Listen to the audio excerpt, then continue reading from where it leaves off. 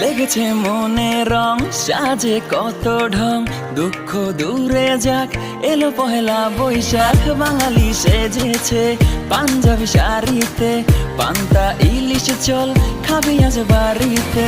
সব বিষণ্ণতা আজকে দূরে যাক, সুখের ঘুরি আজ আকাশে মেলে দেখ।